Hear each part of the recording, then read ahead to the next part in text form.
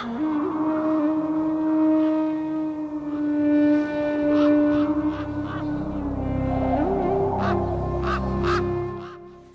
back to the Carnivore and Beyond podcast. And today we've got Holley Reeves. I discovered Holley on my Carnivore and Beyond Facebook group, and she was so funny and she had such great wisdom as well, which is a great combination for me.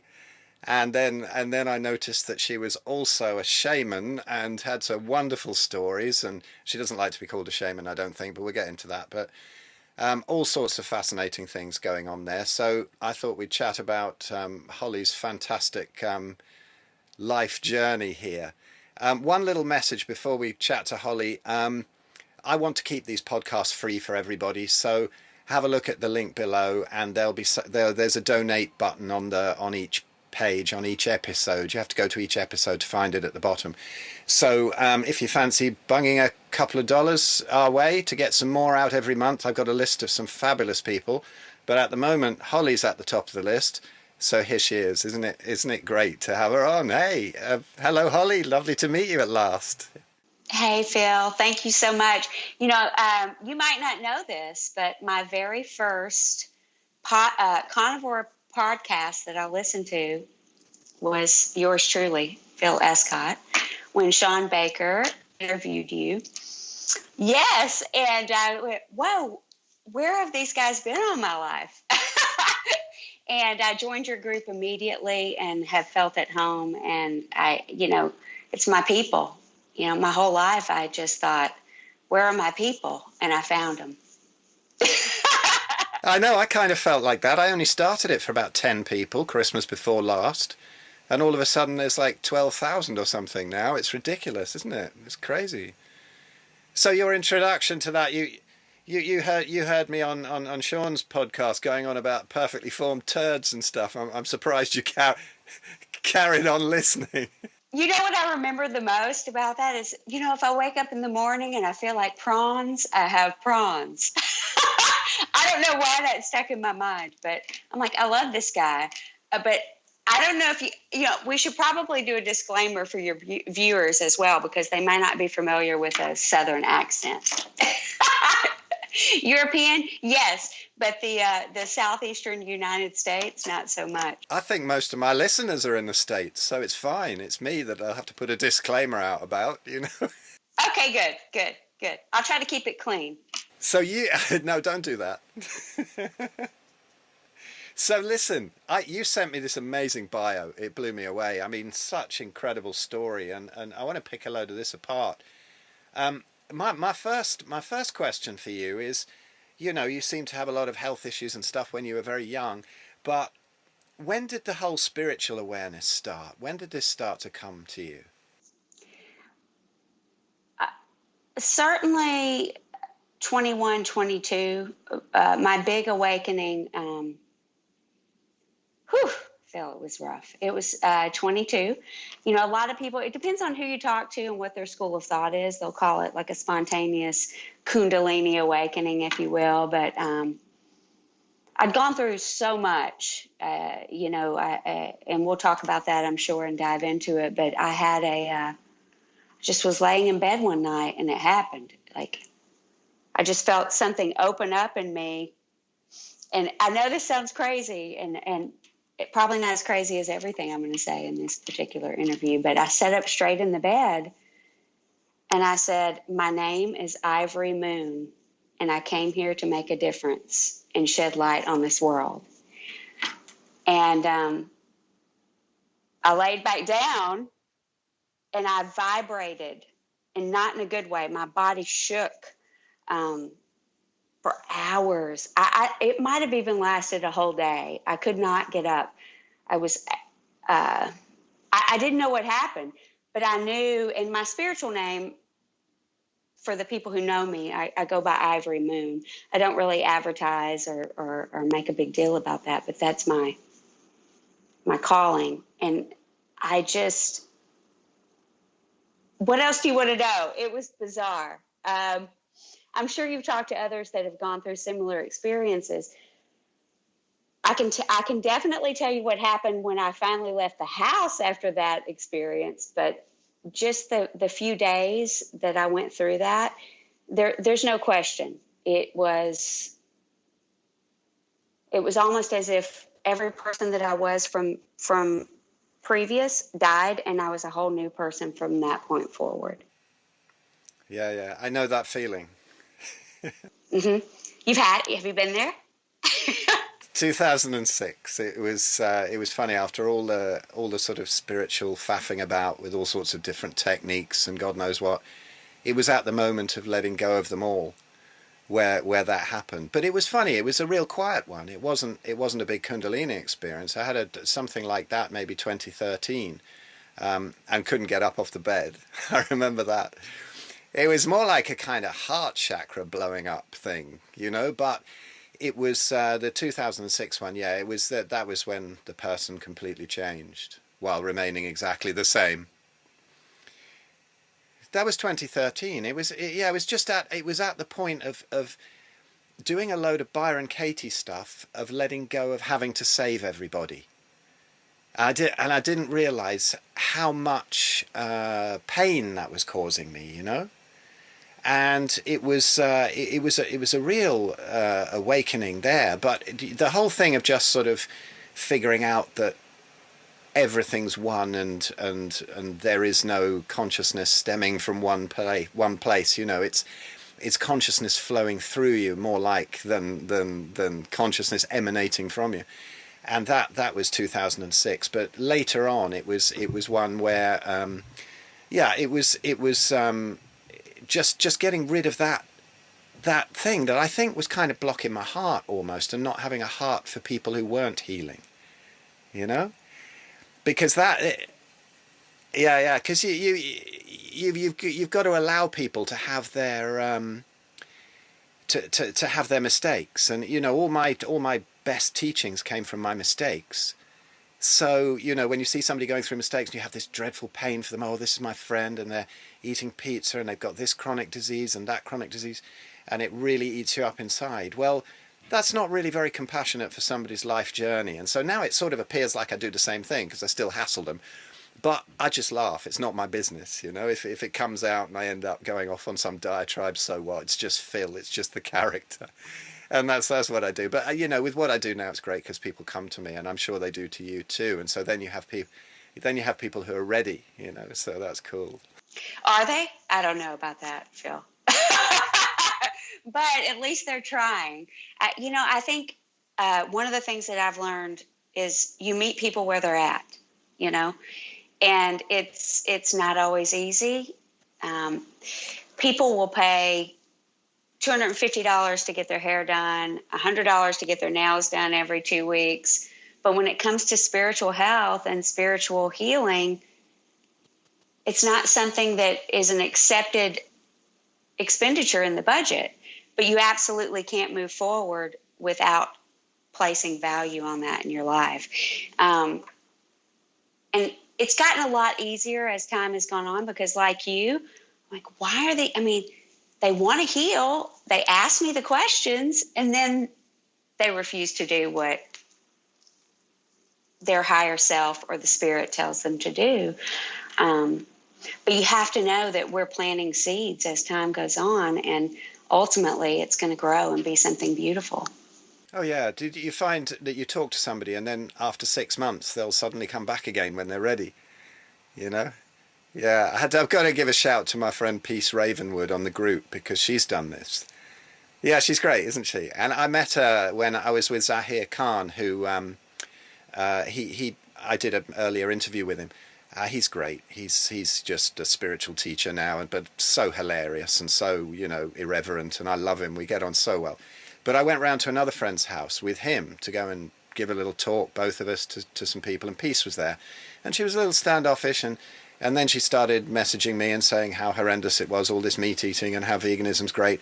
And then she was so cool. Then suddenly one day she went, do you know what? My health has tanked, and you're right. And it was lovely to see how then she just opened up, and how cool she was. Because she was always really cool. She was just like we all have been at some point, just caught up in that vegan craziness, Yeah, but she was great.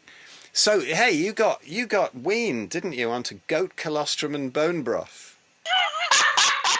I knew you were going to bring that up. Yeah, so it is. It's absolutely. I mean, thank God, for my grassroots family. Ultimately, I was born into this world rejecting everything that they had to offer, and we did finally. My mom got discharged from the hospital because I managed to keep down a meal or two, which ended up being a soy formula. Which is interesting to say the least, but it was a special blend that the dietitian came up with, and I still was not good at all. It was constant vomiting and just, in today's world, they call it colic, but in reality, we're basically just screaming as infants and saying this isn't working for us. And I had some old school grandparents on both sides, and bone broth cooled in the bottle, and goat colostrum. Yes, we actually had goats on our farm, and my grandfather would go out and milk the goats and bring it in for Holley to eat. And I was able to grow and thrive and do what I needed to do until it became time to eat regular food. And then things went awry once again. If I could have just suckled at the teat of the goat, I think I probably would have been fine. I think you probably would. Yeah, it's crazy, isn't it? All these babies being brought up on this soy formula and stuff. It's just madness, and it's a recipe for all kinds of nonsense. Yeah, but it still led you, ages 1 to 10. It said in your bio, still had loads of digestive issues and stuff. And what was going on there? What were you eating around that time? It's interesting. For the most part, I was eating whole foods. Our family was raised. I come from an Italian side of the family where my grandmother calls it peasant food. Pork fat, pork cracklings, things of that nature. But we had a slew of vegetables. There was a garden in the back at both grandparents' houses. My mom was raised to be a cook. She cooked all of our food. We had very little junk, but any element of junk sent me down a spiral for days. Now, that's looking back on it. We didn't really realize it when it was going on at that time. My mom, I had constant diarrhea, constant vomiting. I'm sure there were ancillary emotional and empath type things going on as well, but we couldn't put our finger on it. My mom would take me to the doctor. She's like, she lives in the bathroom. Like, if we need to find her, she's in the bathroom. And, they did all kinds of tests. It was, as a 6-year-old, it was unbelievable. And Dr. Ledbetter, who's no longer with us, bless his heart, he was actually a pioneer in his days. He did everything he could. And he diagnosed me with this intuitive diagnosis, a nervous stomach. And he said, basically, anything that's a stimulant, just stay away from it. So that would be sugar, caffeine, chocolate, which turned out great because I never really acquired a taste for chocolate or for sweets. But as time went on, and the sad, the standard American diet, it's filled with hidden sugars and sweets. So I might not be eating a sweet treat, but it still has a dramatic effect. It's interesting. I remember going to a sleepover as a young girl. And do you remember the Little Debbie oatmeal cream pies? You may have called them something else. Yeah, it was a Little Debbie snack cake type thing. And I'll never forget, I'd never had anything like that. And I ate one at the party, and my mom had to come pick me up. I was literally behind the house vomiting profusely. And the mother at the party, she said, I don't know. She was just playing with the kids, and then she was violently ill. And then, we discovered, I still think about that today. I can still taste that oatmeal cream pie in my mouth. And I said, okay, mental note to self, if it comes in a box, I probably don't need to eat it. But it ended up going a lot further than that as time went on. I remember having a similar experience with some horribly dried out spaghetti cheese in Jordan and just vomiting all night. I don't know what the hell was in there, but Jesus. And now you get a memory of it for your whole life, don't you? If there's get a memory for your whole life. Like to this day, I can walk into Walmart, which that's an American thing, and I can smell it. Like it just wafts through the aisles. It's like, oh, here comes the oatmeal cream pie. I run in, get my toilet paper, and get the hell out. Because you're going to need it. Because you're going to need it. You got to stay stocked up on that, Phil. So what happened? What happened with this? You were found unconscious at one point, and then you had your appendix out. Did you actually have appendicitis, or did they just whip something out because they were... Whip it out, Phil. Whip it out. Who the hell knows? It's like it was all a blur. It's my symptoms, which made no sense. I had nausea, vomiting for a couple of days, nothing new, but I couldn't sit down. I would go to sit in a chair and I would have to sit to the left side because I had sharp pains in my tailbone. And I guess it got to the point where my electrolytes were just completely out of whack, and they found me unconscious, took me to the emergency room. I have no memory of any of this. This is all, third party. This is what happened. I woke up 2 days later in the intensive care. They had just extubated me or pulled the breathing tube out. And at that time I learned that they had removed my appendix. They did say that because they blew up my entire stomach, they went in to do an exploratory lap and look around, see what was going on. Let's find out what's going on with her. Because obviously my history and physical, I've had horrible GI issues. The doctor did say that when he got to my appendix, so your appendix have two little nodules on the end. He said they were swollen and black at that time.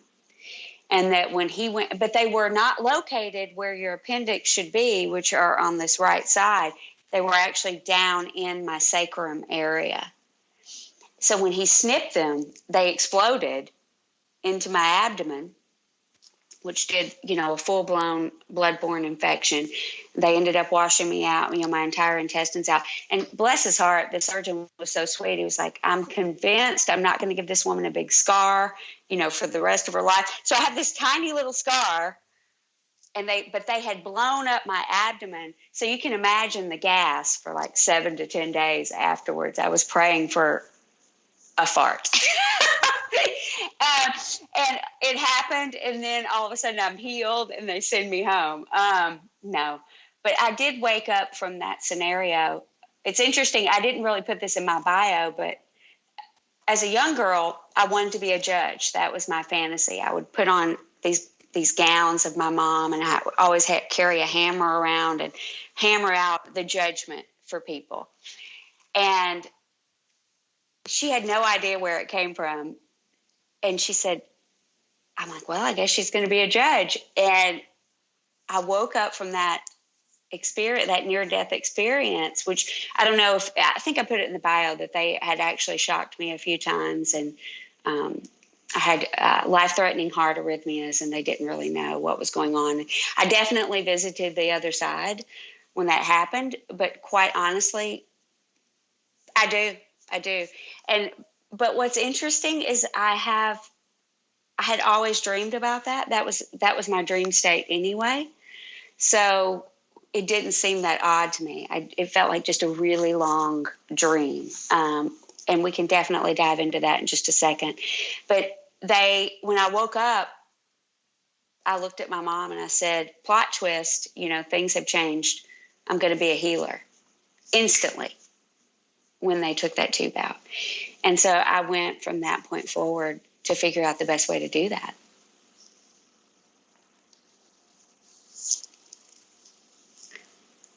$17. I would.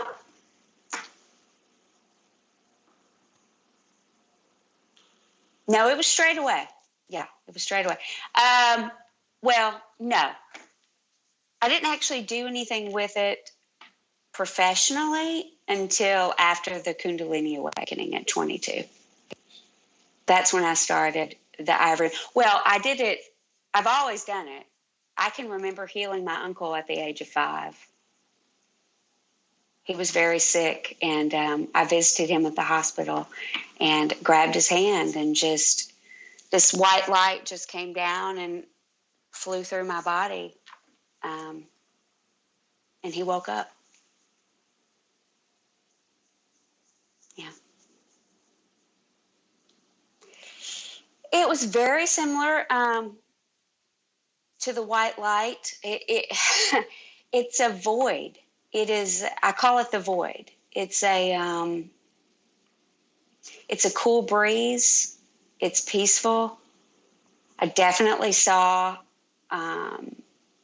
people that I knew that had passed away. That was kind of my first experience with that aspect of spirituality. Was there this great white light at the end of the tunnel? No. It was a white light all around me. And I had voices, conversations talking to me, like subliminal messaging. It was a whisper, you were put here for a primary reason. You will heal people. But it was just a constant refeed of that. And it was 2 days, but it felt like 20 years when I woke up. It's all I could remember for a certain amount of time. It was like everything that had happened before that point was somebody else, and now I was a new person. I call that the true rebirth, the Christian philosophy of being reborn. I was reborn at that moment. That's cool. So then you said you had a period of being obsessed with enlightenment. I remember I had this for years and years. And so what went on there? And did you have any specific practices you got caught up in, or what went on? I tried it all. I mean, I was, the first book that I read that really spoke to me after that experience was Conversations with God, Marianne Williamson. Yeah. Conversations with God was Neil Donald Walsh. Yeah. Marianne is who I'm. That in Annapurna Base Camp, up in the Himalayas, in 1999. Yeah. Oh yeah, that was it. It was 1999. That's when I read it. Yes, because I was into Prince at that time, so I specifically remember. But that was the first thing that really spoke to me, and I just kept going to the bookstore. I kept going to the library, everything I could read, and I tried it all. I'm like, I'm going to do the yogi. I'm just going to sit here for hours in nature until something magical happens. But what I realized is that something magical was happening with me all the time. That's the key, isn't it? So many people spend too much time sitting there meditating and not enough time just doing life. And existing, for when I walk out into the world, which I didn't really bring this up after the Kundalini experience, but when I left the house after those 2 days, and I had a multitude of psychic powers that just descended upon me, and it took, I call it several years after that, the dark years, because I walked out into the world. It's kind of like that person who's the shut-in or the lock-in, and they have agoraphobia, and they walk out and it's coming at you. And I had an onslaught of hearing voices, things that people have been locked up for years for, quite frankly. And I had no idea where it was coming from in the beginning. It never happened before. It was like energy. What I figured out is there's a conversation that's going on with you and I here, and then I'm simultaneously always having a higher self conversation with the people in my immediate circle. I've learned over time how to shut that out and only open up being able to hear that when I'm ready. But in the beginning, I didn't know how to do that. And, it's interesting. Maybe your viewers might find this fascinating, but the ones that clawed at me the worst were addicts, people who had addiction problems. And I would go, let's say, to Target or, anywhere where you're going to be around or that you're going to be around a multiple amount or large amounts of people. And these strong voices would come at me and they would be like, help me. I'm trapped in this body. And like, what? If I would have told anybody that I was going through that, they would have locked me away and said, we're done with her, So I had to figure out a way to figure out how to isolate that, send prayers and strength back to those spirits that were talking to me, and only accept what I was able to accept. Yeah, it must be crazy when that kind of thing's going on. I remember seeing a wonderful article about, you must have seen it, how a shaman sees a hospital or mental illness or something like that, where there's all these people waking up. I mean, okay, there are some terrible states you can get into, but, when I think back to my mushroom days and just doing so much in one autumn and then just blowing up, but it was a complete awakening, but I resisted it. I remember sitting in a car and we were having a lift and I had this huge dissolving of everything, of Phil, and I just freaked out and I just couldn't accept it. It was exactly the same experience as 2006, but I guess I was ready then. But it left me in many dark years, and I would say dark years all the way up to when I got ill, probably in 2010. They just weren't quite so dark, and you're sort of left in that sort of semi-state of fighting what is, which is hideous. And if there's stuff like that going on that's so extreme, well, it's extreme as most people see it, that you're hearing voices and stuff like that and seeing into other dimensions, then it's very easy to think, right, I'm completely insane. It's very difficult to relax into something like that with our conditioning. How did you manage to do that? How did you manage to come to be at peace with it?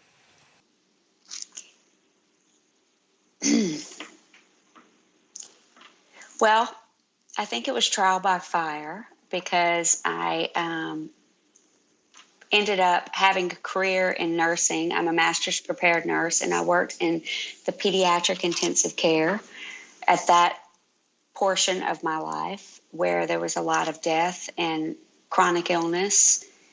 So it was a constant playground for exercising my abilities, so to speak. Every night when I would go to work, you hear Jack Crees talk about it, the blue light and the hospital toxicity. And there's so many things about the hospital that I can say, but the spirituality aspect of it is huge. And I happen to have one friend, doctor friend, who worked in the unit where I worked, and he and I were very open, and we talked, and he was in tune as well. He was much older than I was, and he helped me. We saw a lot of the same things that were going on with the spirits of these patients, when they were in the crux of death or potentially facing death or their trauma or traumatic situation. And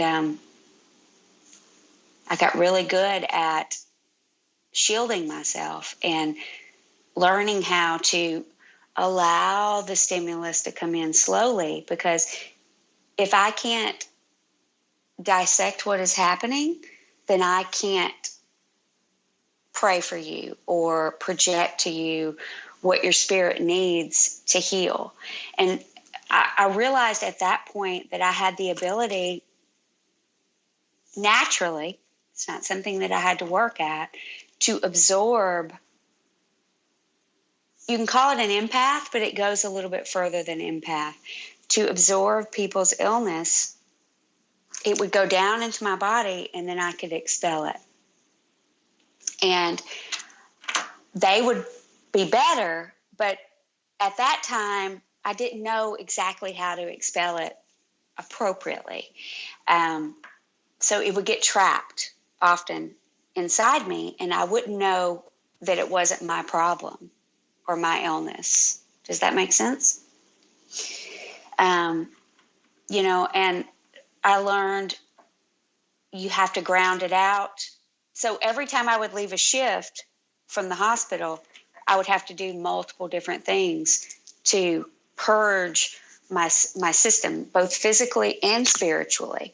And it became very clear to me. I was working with a guru at that time who was helping me because I was going through a horrible experience physically. And it took it was years to figure out how to expel it. And it was getting caught up in my lymph. So I became diligent in cleansing my lymph, skin brushing. I bought a rebounder. Anytime that I would meditate, I would focus to flush through the lymph. But the food I was eating at that time was not helping the situation. I know we haven't gotten into the carnivore piece, but quite frankly, meat saved my life, Phil. No matter what I try to do. And so my energy and my power naturally does this. It draws this in from people. I'm meant to heal people. And I used to make a joke that I'm peroxide into this surgical wound. And picture pouring peroxide on your worst wound, and I'm bringing all of it to the top so that we can skim it off and get that wound to heal the way that it was supposed to. And so I naturally draw that out of people. And there's no real effort there. That was a gift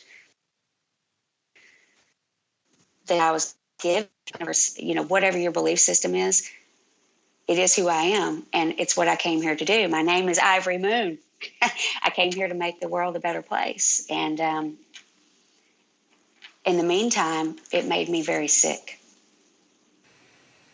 Yeah, those dark years. But also, this is very cool for people to hear, because you're following your life path, And so many people, they miss their life path, and this is one of the huge things, I think, in healing, that people fail to do that, and you get told, oh, you can't be like that,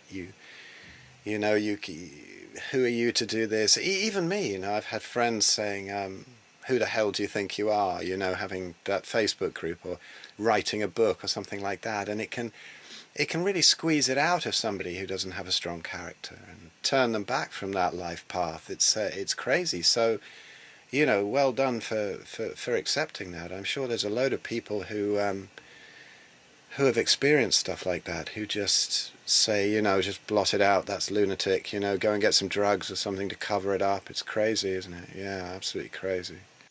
And ultimately, I say it all the time, if I would have followed a secular way of thought, I would have been a drug addict. I've never taken any prescription drugs. I'm still on no prescription drugs. I went through absolute physical hell. I had blisters erupt from my skin. There were days that I laid in bed at night and I would cry, and I would know that I was not going to wake up the next morning. But somehow every day I woke up the next morning and my body hurt so bad, Phil. I would take a step.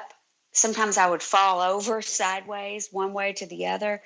I had the worst sciatica that any person could ever imagine in my right hip. My feet hurt. I had heel pain. My very first issue was in the back of my scalp. This was when I was 23, and I remember sitting at the hospital, and literally my scalp just started bleeding. It was itching, and I was like, what is going on? It scabbed over. And that was like my tell, for months after that. That was my first flare, if you will. Some people talk about how they have different flares in parts of their body, or different parts that, where they may have a rash or psoriasis or whatever you want to call it. But that was my area of inflammation here in my occipital lobe, right at where your spine connects to the brain. And it would just throb. I would lay in bed at night, my whole head felt like it was on fire. And I remember specifically praying, on multiple different occasions. I can't do it. I can't live in this world anymore. The vomiting, I had gotten control of for the most part, but I would have periods especially when I worked with a client who had a really dark energy or a dark attachment. The vomiting, it was like an exorcism, I hate to say it that way, but it's like I would heal this person. They would walk away feeling great, and I would spend 2 days vomiting. And it's not the type of vomiting where you just go, I need to go do like a dainty feminine vomit. No, it would last for 2 days, and it was projectile. And yes, I'm like, the movies are Hollywoodized, but it's true. I'm like, this is not normal. It's the kind of like you had no warning and you would jump out of bed and it just was everywhere. And I started I did everything. We didn't even talk about the veganism that I attempted for years and years and years, because clearly that is the way to spiritual enlightenment. But the more veggies and the more fruit I had, the worse it got. And I just like, I know food has to be an answer. And if you talk to psychics, if you talk to healers, they will tell you that eating is a way to ground themselves. When you're out in the ether and you're dealing with all these different things, which I do a lot of different techniques now. And, I venture out into the ether, and then you have to come back down to earth. But I can't use food as a way to ground myself, because those healers, and it's nothing against them, they're doing the best that they can, they become very unhealthy because they're eating what they think is healthy, which we have figured out is not necessarily the case, especially for those of us who have been around for a very long time. And we were not meant to live like this. I mean, don't even get me started on the EMFs and everything else. I know, it's nuts, isn't it? I see this so much in spiritual people. It's really sad. They have they have this diet that they stick to, and they get skinnier and skinnier, or fatter and fatter, and grayer in their skin. And I get the feeling that it's they get this lightness to start with, and they think, oh, it's great, it's all holy and light and whatever. But what suddenly occurred to me was, okay, maybe it's connecting you with some higher chakras at some point, but what's wrong with the lower ones? Why do we have this higher, lower thing? They're just different ones, and they all need to be kept healthy. And we need to have this vision of, this view of every aspect of life. And, I keep slagging off the TM movement, really, but, it's done with a heart, because some of these are my old friends who I've known since the 80s, and they're not well. And, just a little shift, and just they're not prepared to take it. And some have died of cancer by not taking that little shift. And the only ones who've ever reversed anything serious are me and my mum, who died of pneumonia last year, but a cancer reversed by getting off all the plants and a few other things. And they just can't see it, and they can't accept it, and they actually forfeit their life for it, for that weird half-life of spacing around in a couple of not particularly opened upper chakras, where they become like snowflakes and they can't take life, and there's no sense of humor. You see, what I love about, I did that Carnivore group, and then I did the Beyond group, and the people who filtered in there are really quite interesting, because you find the spiritual people, but you don't find the snowflakes anymore. You can make the most revolting jokes and stuff, and they're absolutely fine with it, and you can tell they're all laughing. And I think that's exactly how we're supposed to be. You're telling me that in ancient times you weren't sitting around the campfire making horrendous bawdy jokes. It wasn't happening. It wasn't this snowflakery happening. So, that's what I loved about you when I saw you on there, because you've got all this knowledge and whatever, and still you'll make these tremendous comments that have me in stitches, and not many people do. Well, you bring up a good point about the lower chakras versus the higher chakras, and I think that's the key. That's the element. If you are grounded, if you are rooted in the way that you're supposed to be, then you can adapt to this this 3D world that we live in, this moment, this element, which I take great pride in that, where I have adapted and I have adjusted. It took a lot of suffering to get here. But the only way I stay sane, Phil, is to laugh. The only way that you can keep these dark entities at bay, I go out into the ether with people who have experienced horrible things, horrible traumas, where their spirit has split. And I'll go out and gather that back for them to make them whole again. And it's dark. It's traumatic.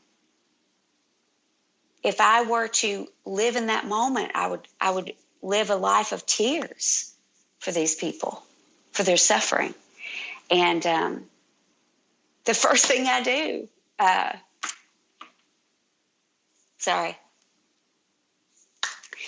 the first thing I do is find something to make me laugh, and because darkness cannot live in joy. Darkness feeds on fear. These entities that are sucking us dry, they're living on fear and sadness and depression. And it's why 85% of Americans are on antidepressants. It is sad. It's ridiculous. They cannot deal with the tragedy of their past life connections, whether you want to call it past lives, parallel universes, entity attachments. We can go on and on with that. But I wake up, I come out of these meditations, and I say, I need something right now to make me laugh. And Phil Escott's group does that every time. All I have to do is scroll through just for a minute. When I was really sick, the one thing I never lost was my sense of humor. I'd occasionally get really pissed off and punch a wall or something, go, why me, when you're in that stupid state, instead of learning from it. And you go through that. But there is this, there was always that sense of the ridiculous that was there. And I think that's absolutely essential if you've got it anyway. I feel people who don't have it are missing a serious tool in the toolbox. Well, there can be a disconnect. If your crown chakra is completely open, but you're not grounded, then you're not getting a full connection from the top to the bottom. And you can be an amazing psychic, an amazing healer, and have no connection to reality. And that's what I love about you and maybe 4 other people I've met in my life. Ultimately, I think most people live. I think most people live in some place in between. But the magic happens when you just say, "I'm just going to be balls out." Like anything goes. I cannot be dishonest. I have to tell you the truth. And I have ingratiated into this world, and I've had a great 3D career, and because ultimately saving people and saving souls is not going to pay the bills. I do that because that's what I was put here to do. And I'm going to do that whether I want to do that or not. But when I put my effort toward doing that, I get magical blessings in return. And sometimes it's simple. Like maybe I catch every green light when I'm headed to the market, or I get every parking space. Do you get that too? I get that. I call it rock star. There's one gig we do, right, regularly, and it's in the outskirts of Liverpool, and it's a really busy road, and there's never a parking space. Not ever in that road, particularly straight outside the venue. It's one of the most clogged up parts of it. And every single time I go there, and there's a parking space. In fact, the last time I went there and there was no parking space. So I thought, this is the first time I've not been able to get a parking space. Shit. And so I drove just up to the parking space, and the taxi came out of the exact parking space I wanted. He'd only stopped to get a sandwich. And it just happens all the time. And the rest of the band are like, how do you do this every time? Because sometimes I'll be there and there's like 5 spaces. And I think, how can I stand in them all, keep them for the rest of the band? And I can't. And then when they turn up, there's no spaces, and they're in the car park or something nearby. It's funny, it's funny. And kids parking space when we're with the kids, and you turn up to a supermarket or something, and you go, they'll be, nah, not at this time. There's always one. There's always you just as long as you create that reality and you go in there thinking there's going to be one. I don't know exactly what happens. It's like, if a tree falls, and is there a sound if no one's there to hear it? When you're driving into that car park, does a car vanish or something? What exactly happens? That's what I want to know. I want to see the CCTV.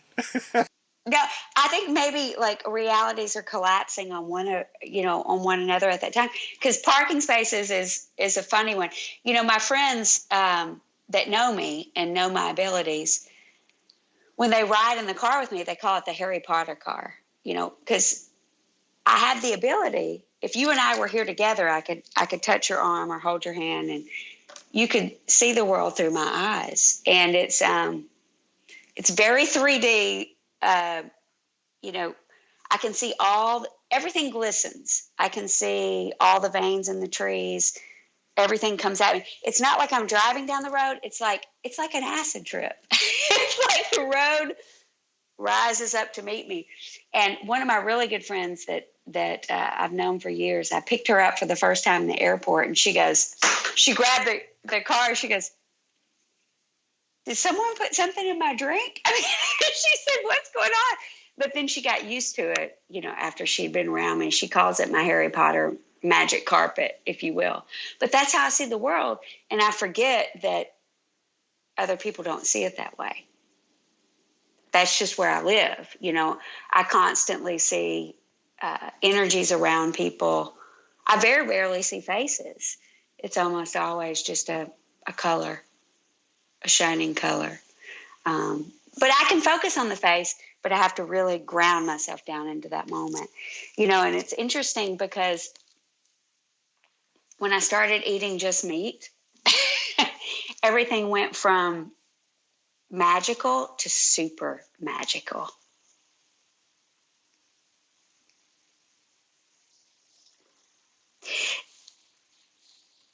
Oh my God. Hmm.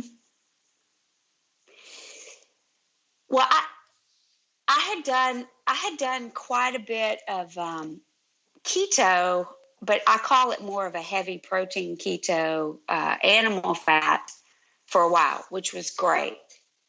But it still wasn't perfect. I still had multiple absorption issues, stomach issues, some of the spiritual things still lingering around. And I went totally radical and decided to do this fast. And I had no idea that it was going to last 21 days, but it ended up lasting 21 days. Green tea and water. I didn't even do any electrolytes, Phil. I did some salt. Didn't do any electrolytes. And 5 days turned into 7 days. And Lord have mercy, I had mucus coming out of every orifice. I mean, you name it. My body just went through. I had a nosebleed. My body went through. I had moles fall off. You hear these stories all the time. You're like, whoa. And I said, okay, I'm just going to keep going until I feel like I have to eat. 21 days later, 21. When I look back, fucking kidding me? I went 21 days without eating any food, and I actually felt fantastic because I wasn't trying to force kale down my throat, and dealing with that. And I came out of that, and I said, okay, perfect elimination opportunity. I'm going to start adding a few things back. And I started with bone broth. It was okay. Then I added egg yolks, did meat. But every single time I tried to reintroduce a vegetable, it's like, forget about it. I mean, the devil was riding on my shoulder. All those negative energy things that I had to deal with were personified, which I always knew that about carbs in general. That's why I had been low carb for as long as I had. But taking all carbs out made a huge, huge difference. And then coffee was a big one. I got to tell you, from my health, I kept trying to add coffee back after the fast, and I still had some caffeine with the green tea, but I finally said, no, I'm done with coffee. I'm never touching it again. So there was like a multitude of things that happened. Everything fell into place at that particular point. And I don't even know what to say. Like, it's such ecstasy and such joy. It's like I could wake up every single day of my life and feel the best version of myself. And I say, how did I get it so wrong trying to eat all those vegetables to enlightenment? I had so many people. My yoga instructor, I counseled her. She was so messed up, okay, in her life. I counseled her on so many things. And she's like, I can't eat meat and tap into my yoga spirit body. I'm like, I think you can. I think you can. I think you can do it. You know, and I mean, I hear stories like that all the time. Like, oh, meat is heavy. It's acidic. It's this, it's that. You know, I still had massive histamine issues, even with eating cooked meat. It didn't cure everything. I had to get into the circadian health. I had to get into blocking blue light, you know, all the things that you preach about and talk about as well. And I went 100% raw for 6 months and cured my histamine problem. And let me tell you, I felt like a freak of nature. I'm not going to lie. I'm like, I'm embarrassed. Like, I can't even leave the house and go out and have a meal because I'm eating raw flesh. You know, this is the opposite of what anybody would consider spiritual. You know, and now I can eat a mixture of cooked and raw, but I still love raw meat. I'm not going to lie. But I can't cook anything slow cooked. Bone broth is an absolute no bueno. It does not work. I've even tried the pressure cooker where you cook it for 2 hours, and I can do some collagen powder or gelatin powder, and I definitely try to do that. Also, thanks to Jack Cruz, I've one of the supplements that I still use is glycine powder, which really helps. Which glycine is one of the major things that is great for if you're trying to get that balance, especially with the reason why people eat bone broth, etc. And then I also, you know, have done this iodine protocol, which has been another big game changer. And yes, I did the iodine sponges in the vagina. I had some uterine fibroids and also breast fibroids, which goes hand in hand with what I told you about keeping the lymph clean. You know, I have no doubt, especially with a particular client that I dealt with about a year ago, some evil shit, Phil. And his spirit left some, I mean, I think it was cancer in my body. I think it was cancer, you know, and I was going through all this stuff with carnivore. I had gone raw carnivore. I could still feel the congestion. I finally got turned on to the iodine and flushed it out. Pure hell, I tell you, with this iodine. Pure hell. So it's interesting. So I had found it out independently before Kano. And I was taking 50 milligrams a day, 50 milligrams, okay? And I thought, how can I go wrong? I mean, this is a million times more than the RDA. I am flushing it out. I know that I am. And then I bumped into him, and he's like, oh, no, 50 is nothing, you know. He's talking about 300, 360. And so I started reading the Abraham's protocol. And because of my medical background, I'm very familiar with medical research. And I hopped into that. Never thought about doing any type of vaginal insert. That was all Kano. And game changer. I mean, just between me and you, the first time I did the vaginal insert, as crazy as this sounds, I got instant brain clear. Insert, it hit my brain. And I said, what in the hell is going on here? So that was the start of that. But I had, you hear a lot of the women talk on the website and they say, or on the group, and they'll say, oh, I haven't really had any symptoms. Oh, I had lots of symptoms. My entire neck, all my lymph nodes in my neck were swollen. Even walking without a bra on, my breasts were engorged. They were painful. My armpits. During. Yeah, this is when I went up to 100. I went up to 180, and then overnight I said, I'll just do 300 because that's what everybody else seems to be doing. So I filled up my little capsules, and you know what's interesting? On 2%, I had nothing was happening. I was on the 2% Lugol's, and I moved up to the 5% Lugol's, and that's when I started to have the flush. Because all of the iodine receptors for females are in their sex organs. So in your breast, your lymph tissue, and also had it in my groin area, my uterus. I had one small fibroid in the bottom right-hand side of my pelvis area. They'd been there for a long time. My gynecologist had been following it, and 3 months of 360 milligrams of 5% iodine daily, gone.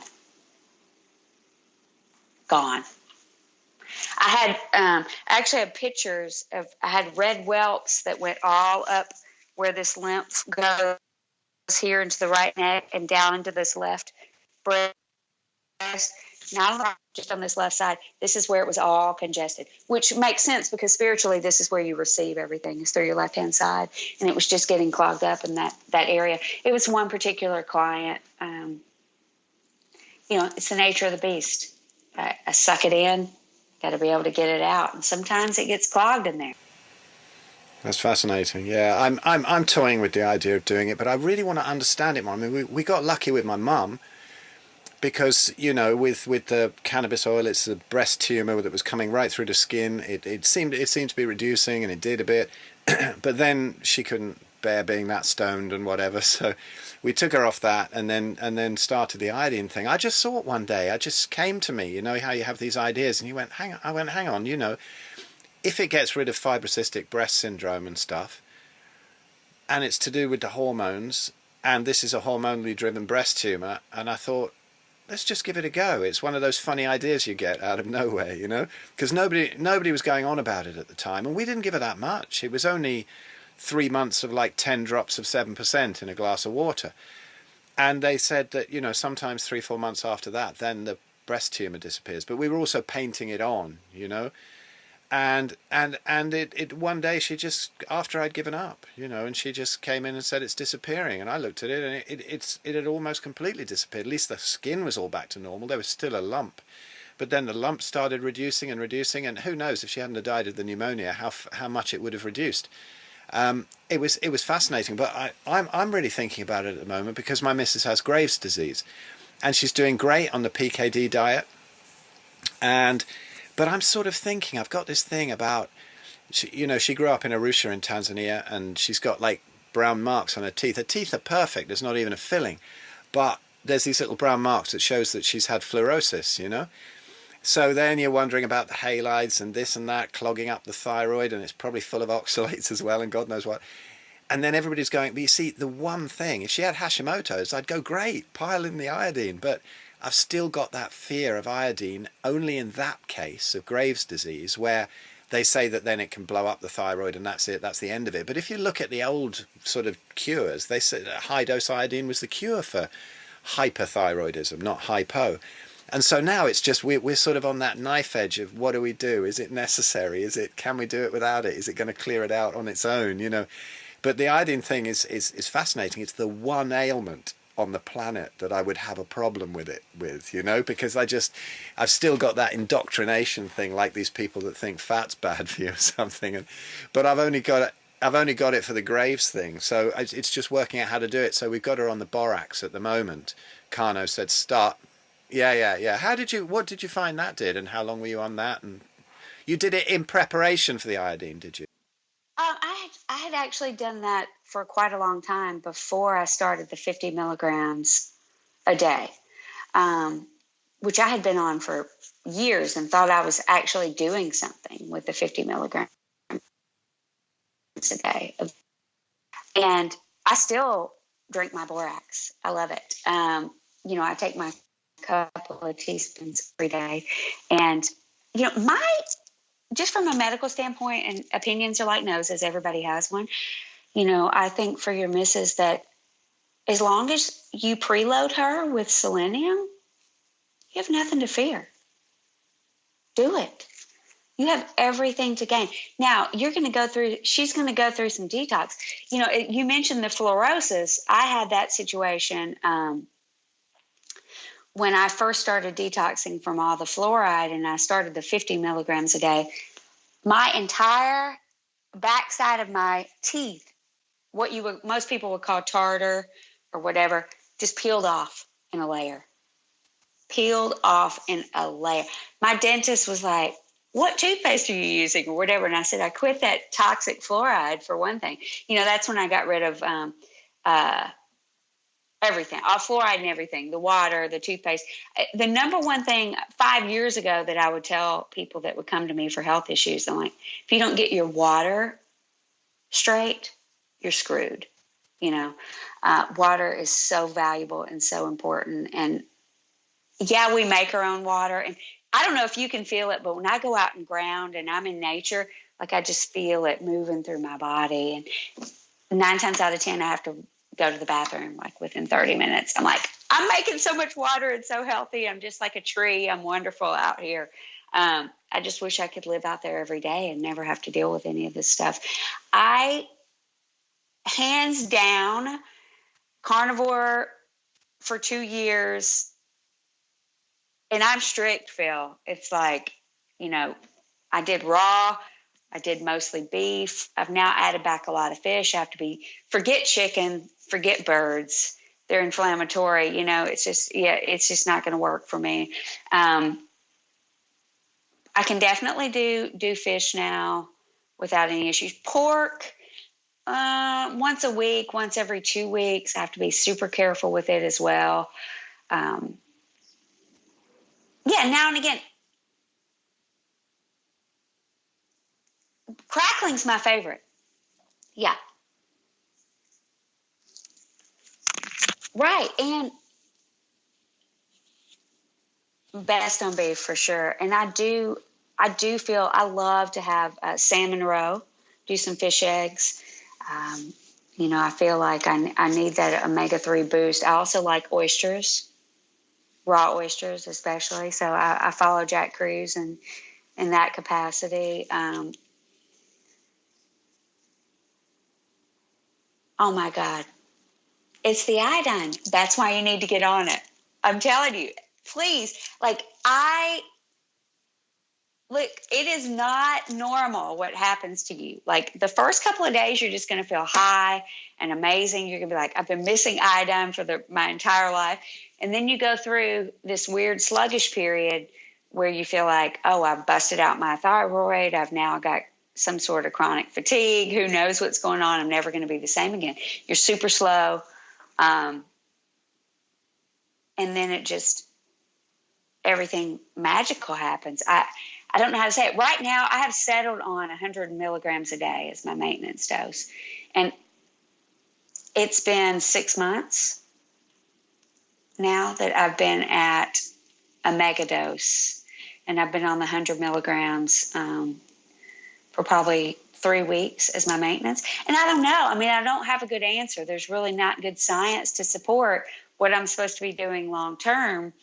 If you go to Google Dr. McCullough, he's going to say, if you're on 100 milligrams, he doesn't give a specified amount, but you can't do long term. You're going to ruin your thyroid or do whatever. But if I go a couple of days without it, I can tell a difference. I have no fear. And I get on these iodine protocol groups. Quite frankly, they've kicked me out of most of them because every time I say, oh, what? I mean, people are like, oh, I'm up to 2 drops, or whatever. And I'm like, well, you got a long way to go, champ. what's interesting is when I do, so I'm really into weightlifting, and I used to be a cardio fanatic when I ate carbs. Like, oh, I got to run that pumpkin pie off, on the treadmill or whatever. And you had like pumpkin pie flow. It didn't work out. It never worked out.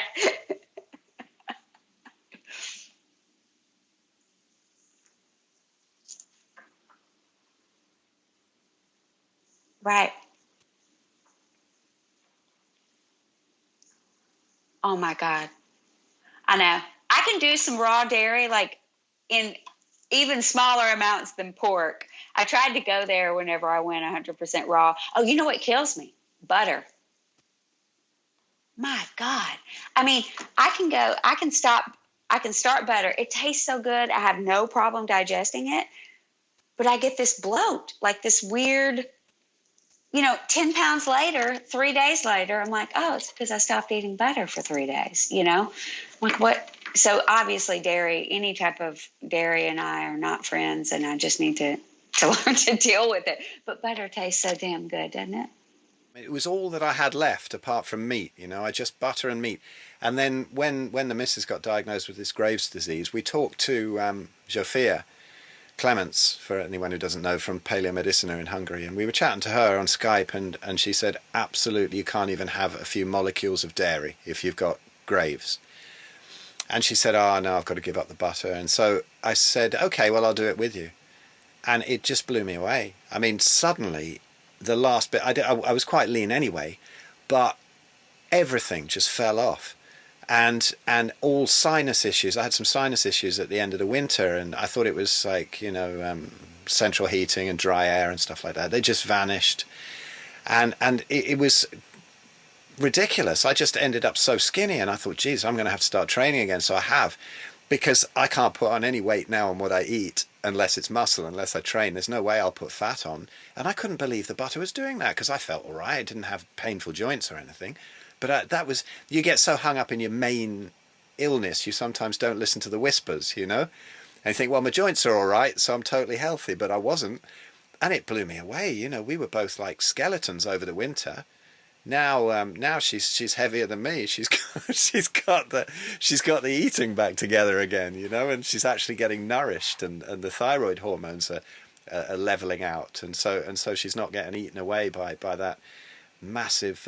You get this sort of 130 heart rate she had, and big high metabolism and fast metabolism and whatever that was just eating her. But yeah, I just feel it's time for another jump into that iodine thing. I remember it's like when I used to do highboard diving, and it's that feeling of just at the edge of the board, like, go on, you're scared of it, but you're going to have to go.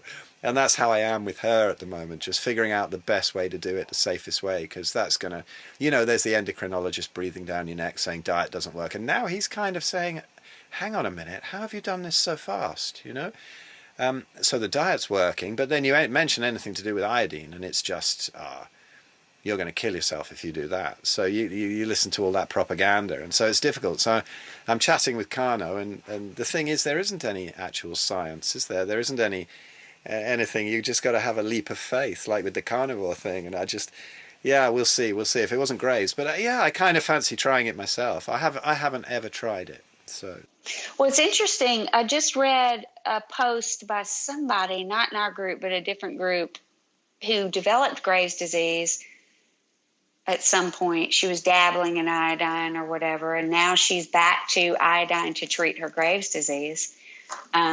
Just getting started.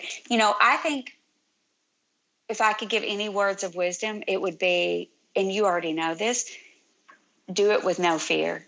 I have no fear for you. I have no fear for your missus.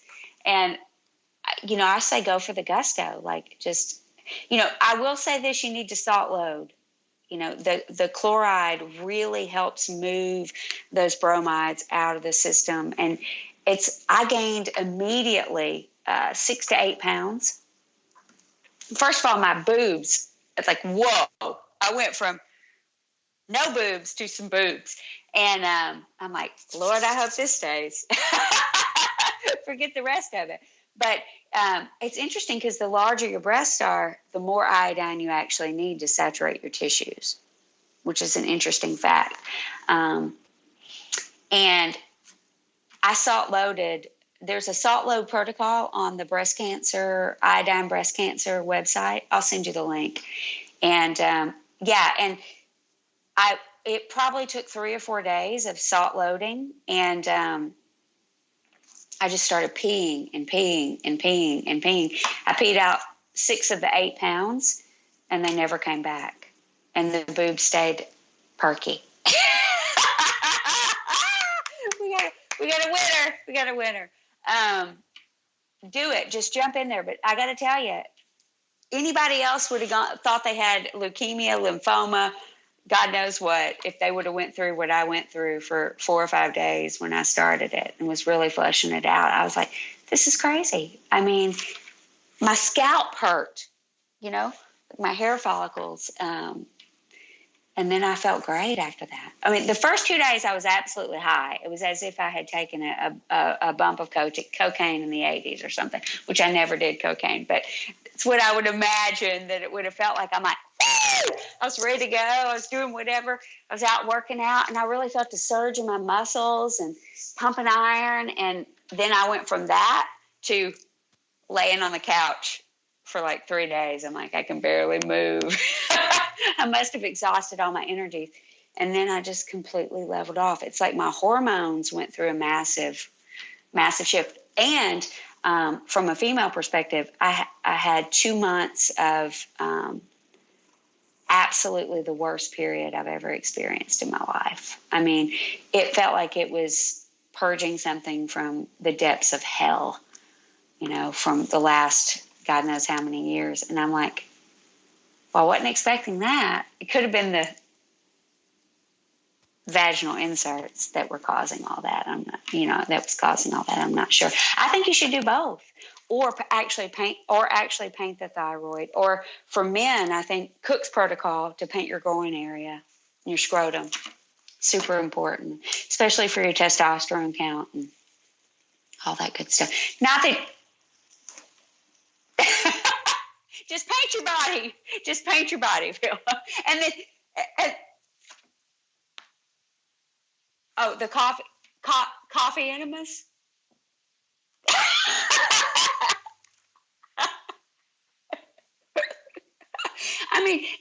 That is the end all be all. I'm like, when I stoop to the coffee enemas, the shit has hit the fan, literally.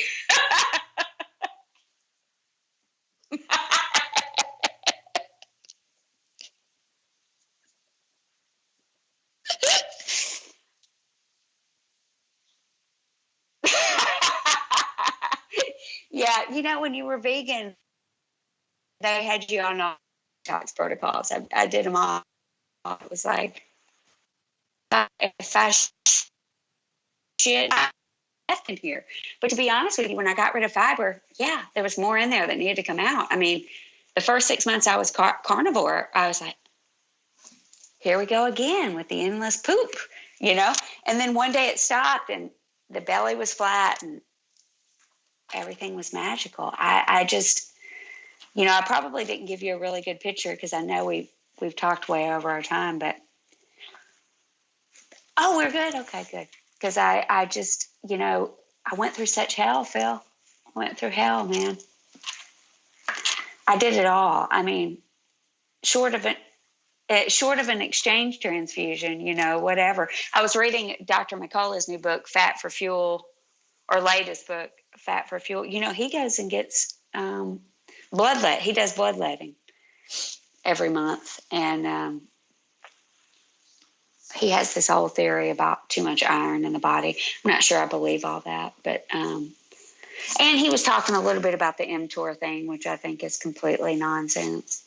Well, I heard a real interesting thing that made so much sense about the mTOR thing. Did you hear about that? Where they're saying that, it was all done on studies with rats, and they found that if they, and whatever, they're just sedentary rats, and so it increased mTOR everywhere in the body, and that might drive cancer.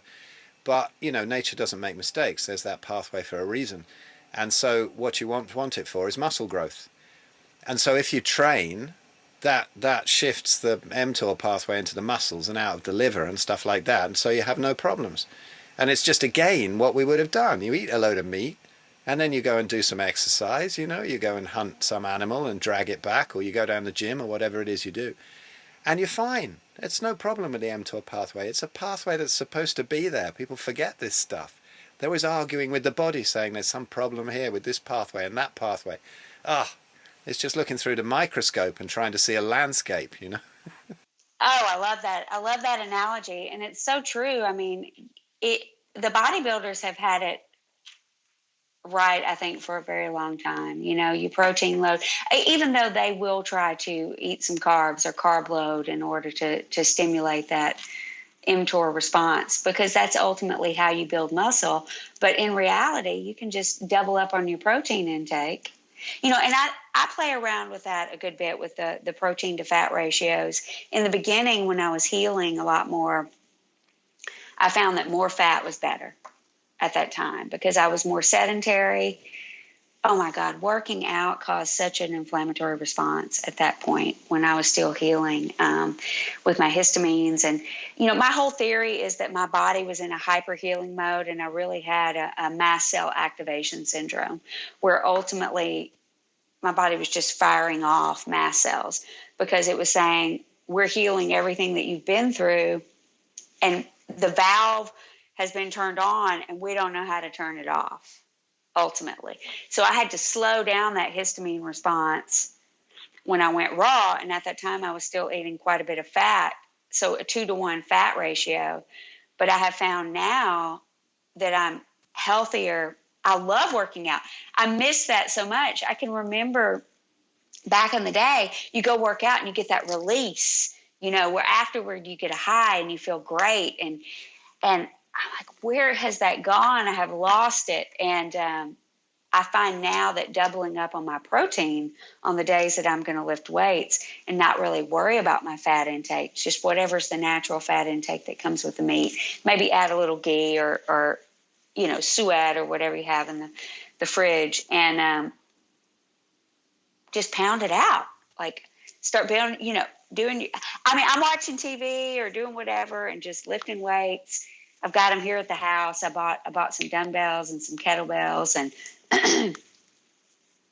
I feel so much better. I get that release afterward, and I don't need all the fat that I used to have. And I think reading the post on the group, and that's one of the primary things that I really stress, even if you're going to do a higher fat ratio, your body needs to cycle, and you need to have days where you do a higher protein ratio, because glycogen restoration is important for muscle development, for brain function. Ultimately, we need those glycogen stores. We don't need a glucose source, but we need those glycogen stores. And I think that's the hardest thing for people. And I wish it would have been easy for me, where I could have just said, I'm going to eat steak and be happy for the rest, cooked grilled steak and be happy for the rest of my life. But Lord have mercy, that is not the way it happened. It's funny, but again, it's what's the best way to figure it out? There's people doing all these sort of charts and apps and things like that. Just listen to your body. I have days when I really want a load of protein. Like this morning, I wanted a load of protein. I just worked out. I wanted a load of protein. I didn't want any fat. And now this evening, just when I was waiting for you to come on, I went and threw some beef short ribs in with a shitload of extra grass-fed fat around it that's going to go crispy and drain the rest off for tallow. And I'm going to pig out on fat tonight just because I feel like it. And then tomorrow I might not. And then the next day I might dry fast. Who knows, And it's just listening to your body, isn't it? It's cutting out all the crap where you're constantly craving biscuits and chocolate and ice cream and stuff like that. Once that's gone, you can start to get the right cravings in. And you know exactly what your body wants with fat and protein. It just tells you. My digestion was so noisy for so long. I mean, it was a constant hum.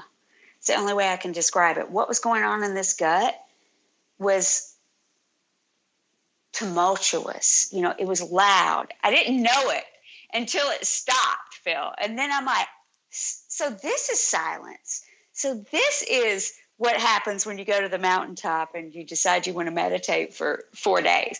I remember the third night of only eating meat, laying in the bed, and I'm like, something's different. Like, what is different?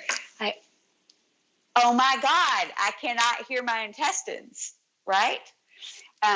Which is huge. And the only time I hear my intestines now is if I eat out at a restaurant and they've inevitably used some sort of cheap oil, or if I try to consume dairy. I keep going back to it. I'm like, but it tastes so good, you know, and it's fine until about 3 hours later. And it's like, whoa, whoa, whoa. Like, nope, not going back down that road again. But once, right? Yeah, right. But my whole point is, I don't know that the intuition to listen to your body is always there when you haven't completely detoxed, you know.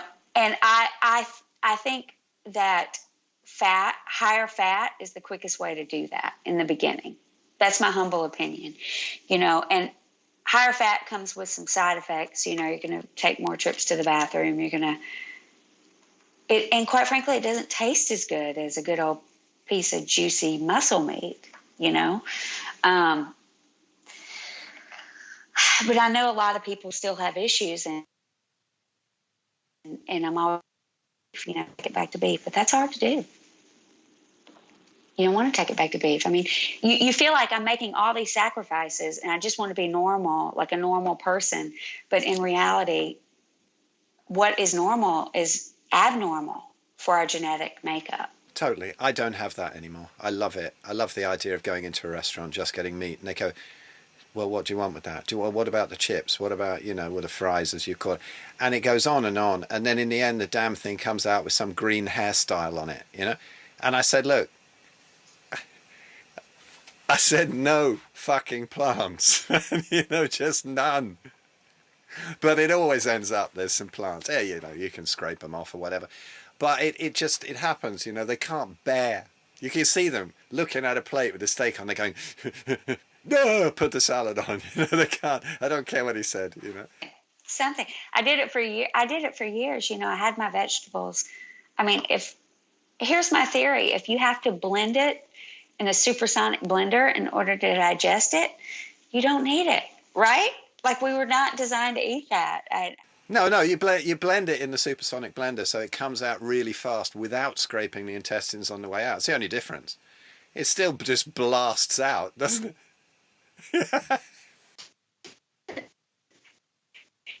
It's a huge I can't deal with it. It goes, kale was torture. And I'm like, I've got to do it. It's a superfood. It didn't matter how I tried to eat it. It did not work out. Absolutely disgusting.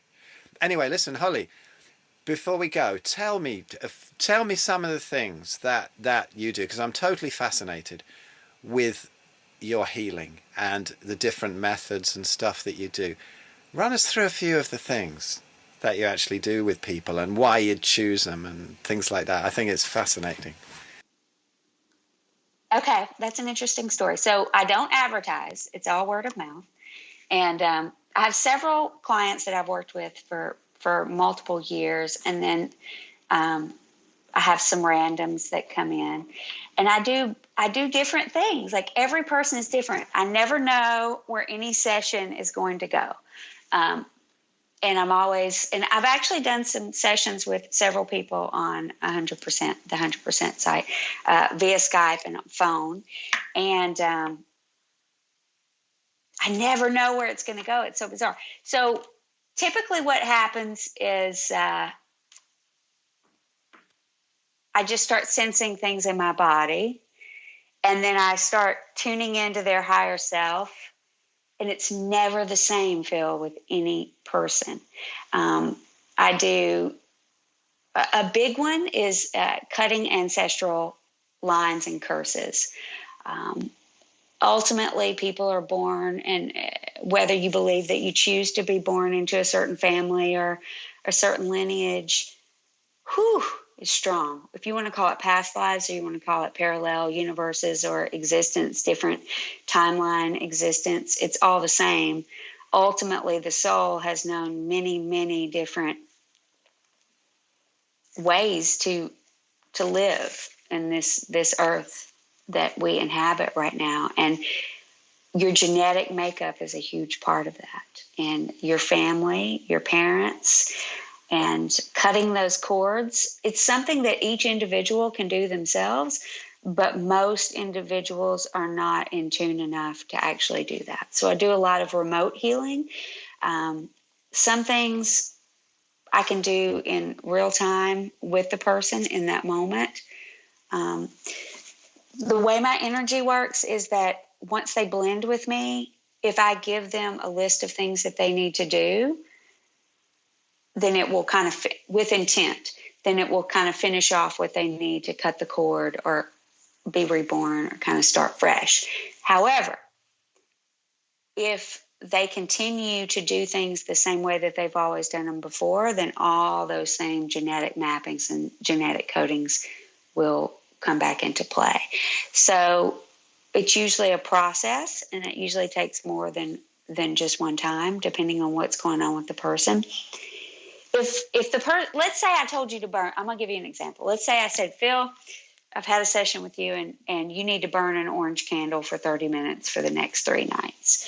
If you chose to go to the store and burn an orange candle, it probably wouldn't make a difference. But because you had blended with my energy and you and I were both putting our intent toward what we were trying to accomplish based on the curses that you have been dealing with for your entire incarnation in this life, us together can tackle this.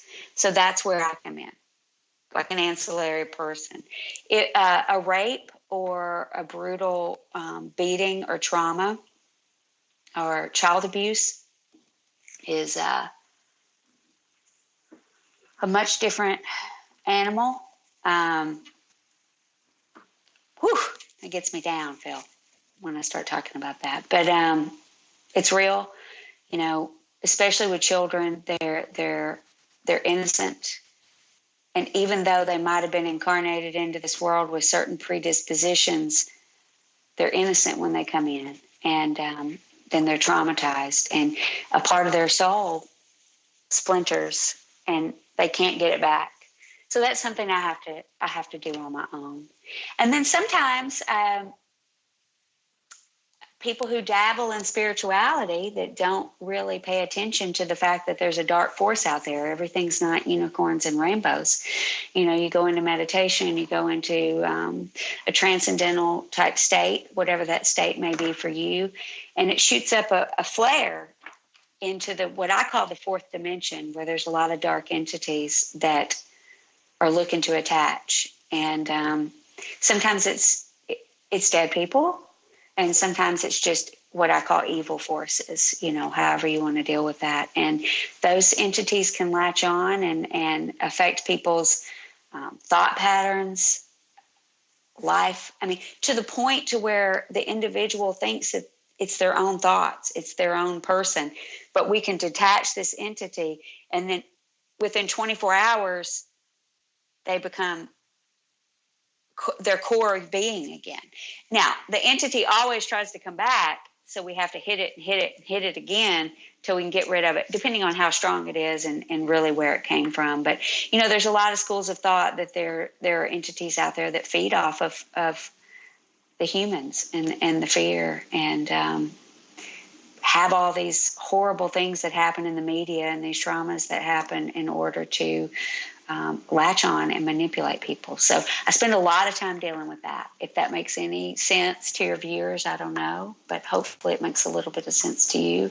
It certainly makes sense to people who are enduring it. And then we have good old-fashioned black magic that we can't overlook.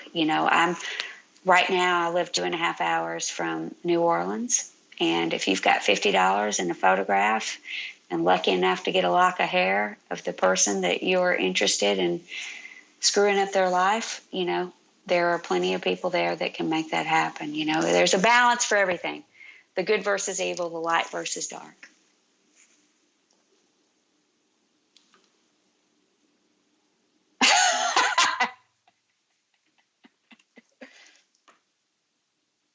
Right. No, good point. Good point. But ultimately, if they didn't have some background information on you before your dreadlocks, you're good to go. But there's one particular practitioner in New Orleans that I've reversed several curses that she has done for individuals here. And this is, you know, high influencing. It is real. Either energy is neither created nor destroyed. And you're either for the good team or the bad team. And if you want to harness darkness, you can do that. But if you want to be a light bearer, you can do that too. And, you know, people like me were put here to balance evil people like that out. And voodoo's real, hoodoo's real, you know, the Haitian influence. Not all Haitian, not all hoodoo is bad. Some of it is really good, but it's sad, but the majority of the curses have to do with love and women who want a man who was never their man to begin with, and they go pay $150 to ruin somebody's life because they want a particular individual to fall in love with them. Or it's sad, but I deal a lot with that, you know, and I don't know. I mean, I meet people where they're at and I help them as much as I can. But, you know, the number one thing that I always tell them is you got to get your diet clean. Your body is your temple.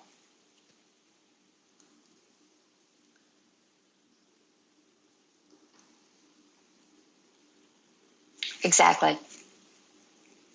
Yeah.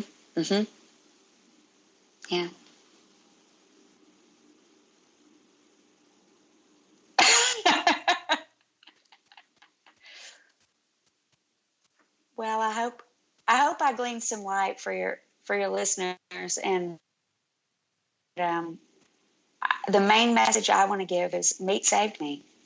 You know, I'll never go back. I'm not saying I'm never going to eat a vegetable again. I don't know.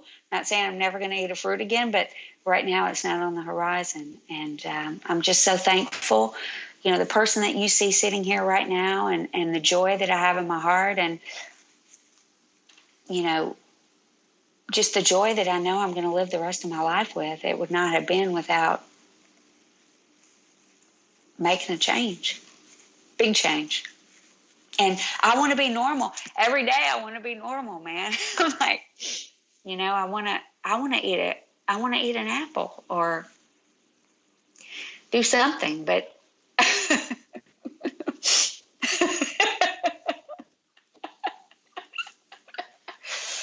you know what I miss? Can I tell you this before we get off the phone? If I tell you I miss anything, it's cheese dip and corn chips. I'm a salty snacker. You know, I never really ate dessert, but I'm like, oh, I miss like good Mexican food. You know, maybe some tomatoes. I don't know, some spices. I used to love spicy foods. And now,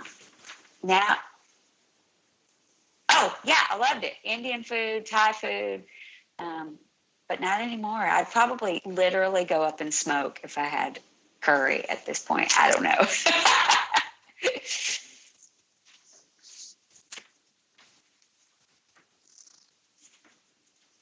Right. Well, I just want you to know, wait, before you hang up, I've got to say this. I just want you to know that you have been absolutely an inspiration and phenomenal, and your group has been amazing, and I have met some of the most wonderful people, and I salute you, and I salute everything that you're doing. And, you know, I also want to be a channel and a conduit, you know, to open up and help people. And I know you in your heart feel the same way. Absolutely. Oh, that's beautiful, Holly. I mean, it's just, when I hear people say things like that it's been an influence, it's just so rewarding, isn't it? You know, when you just see people heal, and it's lovely, and they do it off their own bat. You know, it's not me. It's nothing to do with me. I just sort of, you know, life has those funny twists for a simple drummer. it's It's strange. Oh, I can't say that anymore. Sorry, Jeremy. I'm not allowed to say I'm just a drummer. I have to say I'm a complete genius. No, I'll let Jeremy say that. But it's lovely. It really is. Yeah. Look, Holley, thank you so much. Is there anywhere people can find you that I'll put a link or something, or do you just want to keep it word of mouth, or just want to, they can find you through that Carnivore group? No, let's just find me through the Carnivore group. I have a real day job that I have to focus on, which is highly important. But I think you're going to get some interest from this. I think there's going to be people very fascinated. I'm really fascinated. I want to get on Skype with you and have you pull my head apart and my soul. Well, maybe we'll get to do that in person when we're at the Carnivore retreat in May. Oh, fantastic. Please come along. That'd be fantastic. Yeah. That would be lovely. Hey, Holley. So I'm just going to hang up this bit and then we'll chat afterwards and say goodbye. So thanks everyone for listening. That was amazing with Holley, and I think we're going to have her on again because there's a wealth of knowledge in there, isn't there? Wow. Holley, thank you so much for chatting.